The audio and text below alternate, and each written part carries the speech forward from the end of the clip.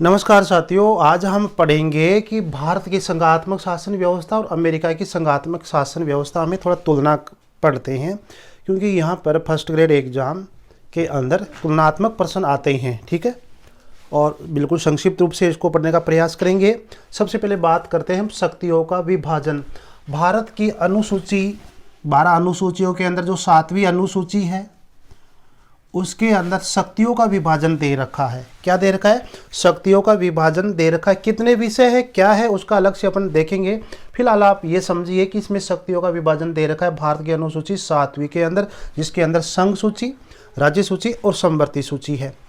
अब अमेरिका में होता है क्या है कि अमेरिका के बारे में बात करें हम, तो अमेरिका के अंदर केवल एक सूची यानी कि संघ सूची के विषय के बारे में ही वर्णन किया गया है। संघ सूची के विषयों को ही लिखा गया है। कहने का मतलब संघ सूची के जो विषय है उन्हीं को अमेरिका के संविधान में लिखा गया है। बाकी के जो विषय है, ठीक है, अवशिष्ट शक्तियां, बाकी की जो बच गई जो अवशिष्ट शक्तियां जो होती है वो वहां के राज्यों को प्राप्त है। हमारे यहाँ पर क्या होता है कि जो संघ सूची है, जो राज्य सूची है और जो समवर्ती सूची है, इसके अलावा जो अवशिष्ट शक्तियां हैं वो किसके पास है? संघ के पास। देखो 4 नाम आ गए यहाँ पर। यहाँ पर अमेरिका में 2 ही नाम है, केवल संघ सूची के विषयों का वर्णन है संविधान के अंदर, और अवशिष्ट शक्तियां सारी सारी राज्यों के पास है। तो इस तरह से शक्तियों का विभाजन है। आगे बात करते हैं हम न्यायपालिका। न्यायपालिका स्वतंत्र और निष्पक्ष है दोनों देशों के अंदर। भारत में भी स्वतंत्र है, वह निष्पक्ष है। अमेरिका में भी और भारत में दोनों में स्वतंत्र और निष्पक्ष है, लेकिन उसकी संरचना अलग टाइप से है। भारत में क्या है कि एकीकृत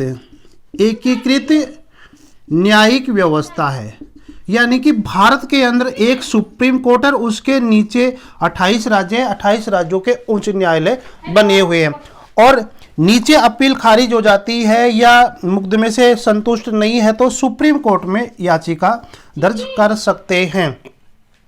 हाँ, और अभी बात करते हैं, तो ये है हमारे यहाँ पर। अमेरिका में क्या होता है कि एक संघ न्यायालय है, एक संघ न्यायालय है, और सभी राज्यों का एक हाई कोर्ट है।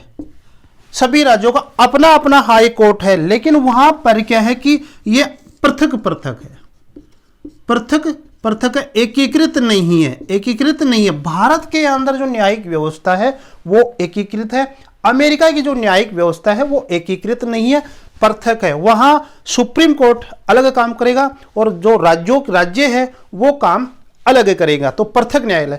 अभी फर्स्ट ग्रेड के एग्जाम के अंदर साथियों यहां एक प्रश्न आया था, मैं आपको बताऊं कि अमेरिका के न्यायालय से संबंधित, वहां पर 50 क्या है? राज्य है, तो 50 ही क्या हो जाएंगे? वहां के न्यायालय हो जाएंगे, राज्यों के न्यायालय हो जाएंगे। ठीक है, इनका प्रोसेस क्या है ये मेरे को पता नहीं, लेकिन वहां का जो सुप्रीम कोर्ट है अमेरिका के अंदर, जो जिसको संघ न्यायालय कहते हैं, सुप्रीम कोर्ट, वहां के न्यायाधीशों की नियुक्ति के बारे में 2 प्रश्न आए थे फर्स्ट ग्रेड के एग्जाम में। 17 अक्टूबर 2022 के दिन हुआ था। पूछा गया था कि अमेरिका के अंदर जो सुप्रीम कोर्ट है उसके न्यायाधीशों की नियुक्ति कैसे होती है। तो उसके न्यायाधीशों की नियुक्ति का प्रोसेस ये है कि वहां का जो राष्ट्रपति होता है अमेरिका का जो राष्ट्रपति होता है, और राष्ट्रपति से पहले एक जुडिशियल आयोग होता है। जुडिशियल आयोग होता है, ठीक है ना। जैसे भारत के अंदर विधि आयोग है ना, बहुत सारे मंत्रालय है, ऐसे वहां पर एक आयोग होता है जुडिशियल आयोग। तो जुडिशियल आयोग क्या करता है कि राष्ट्रपति जी को 1 से लेकर 5 तक या 6-7 नाम देता है कि आप इन 6-7 में से आप राष्ट्रपति जी आप किसी एक को मुख्य न्यायाधीश बना दीजिए। क्या बना दीजिए? मुख्य न्यायाधीश बना दीजिए, यानी कि न्यायाधीश का प्रोसेस है। तो 6-7 का एक नाम तैयार करते हैं, राष्ट्रपति के पास जाता है। राष्ट्रपति फिर क्या करते हैं कि एक नाम को सेलेक्ट करते हैं मुख्य न्यायाधीश के लिए। तो मुख्य न्यायाधीश एक नाम सेलेक्ट करते हैं, बाद में वो वहां पर जो वहां की जो कांग्रेस है, जो कांग्रेस का जो उच्च सदन है, उच्च सदन उसके पास भेजते हैं। अब उच्च सदन उस व्यक्ति को मुख्य न्यायाधीश बनाने के लिए एक प्रोसेस तैयार करते हैं, एक समिति गठित करते हैं, जिस समिति को अपन क्या कहेंगे, जुडिशियल समिति कहेंगे, जुडिशियल समिति कहेंगे। यह समिति बहुत सारे प्रश्नों, एक लगभग 108 प्रश्नों के ऊपर यहाँ पर चर्चा होती है, एक तरह से इंटरव्यू होता है, और उसके बाद में अगर ये जुडिशियल समिति से सहमत है तो सीनेट भी इससे क्या हो जाएगी, सहमत हो जाएगी, और फिर उसको मुख्य न्यायाधीश बना देंगे। इस तरह का प्रोसेस है। तो मुख्य न्यायाधीश बनाने का प्रोसेस क्या हो गया कि राष्ट्रपति मनोनीत करता है और सीनेट उसको सहमति दे देती है, तो वो क्या है कि मुख्य न्यायाधीश बना देते हैं। तो अन्य जो न्यायाधीश होंगे ना, वो भी इसी प्रक्रिया से बनते हैं। तो ये प्रश्न अभी फर्स्ट ग्रेड के एग्जाम में प्रश्न पूछे थे और 2 प्रश्न पूछे थे। आगे हम चर्चा करते हैं द्विसदनात्मक व्यवस्थापिका। तो भारत के अंदर भी द्विसदनात्मक व्यवस्थापिका है और द्विसदनात्मक व्यवस्थापिका, द्विसदनात्मक व्यवस्थापिका। भारत के अंदर जो पार्लियामेंट है उसके 2 सदन होते हैं। कौन कौन से?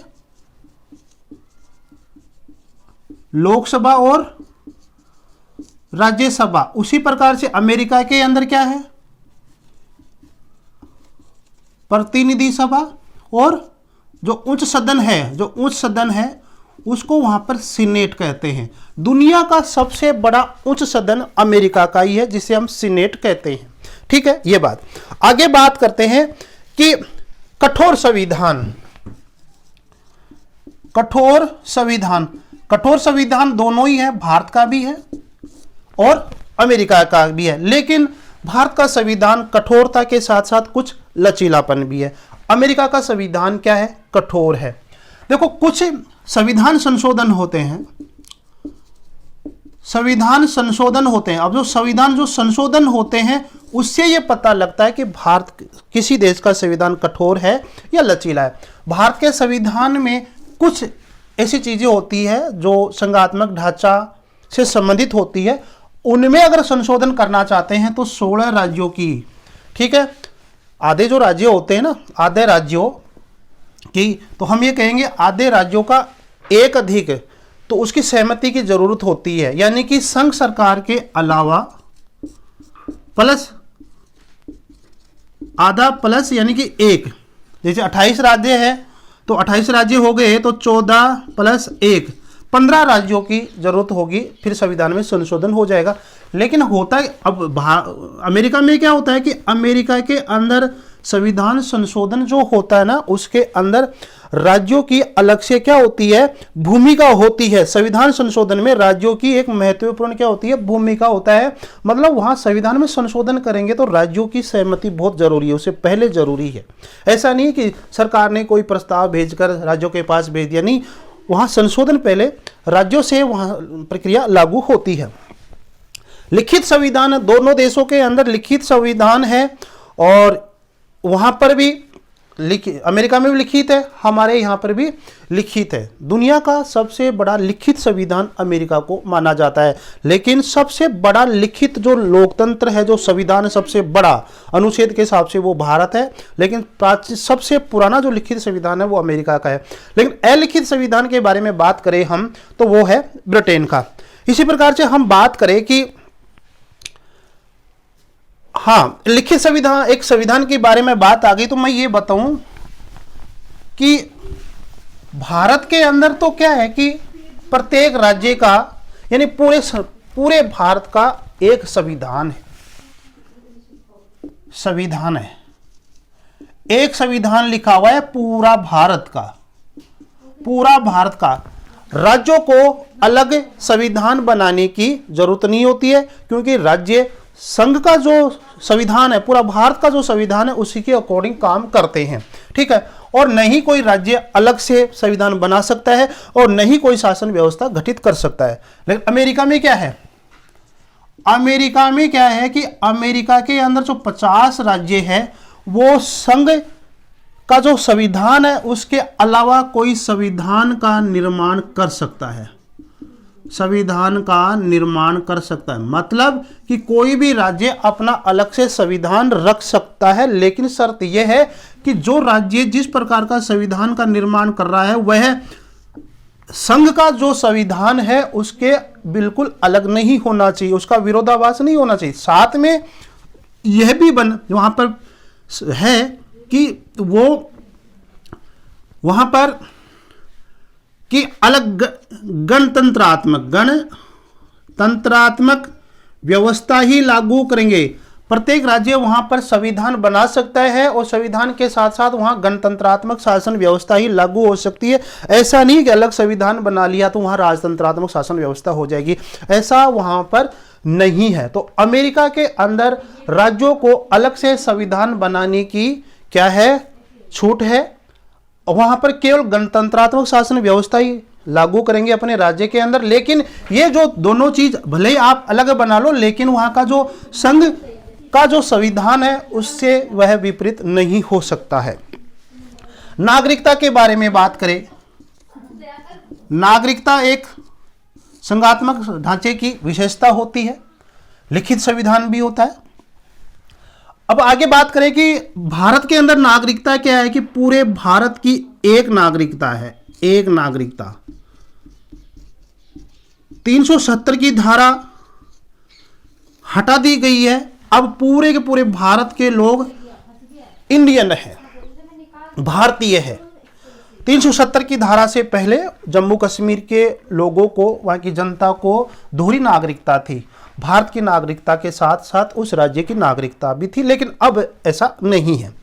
अमेरिका के अंदर क्या है कि अमेरिका के अंदर 50 राज्य हैं और 50 राज्य के लोगों को वहां के राज्यों की नागरिकता अलग से है और वहां का संघ की नागरिकता अलग से है। तो दोहरी नागरिकता अमेरिका में रहती है।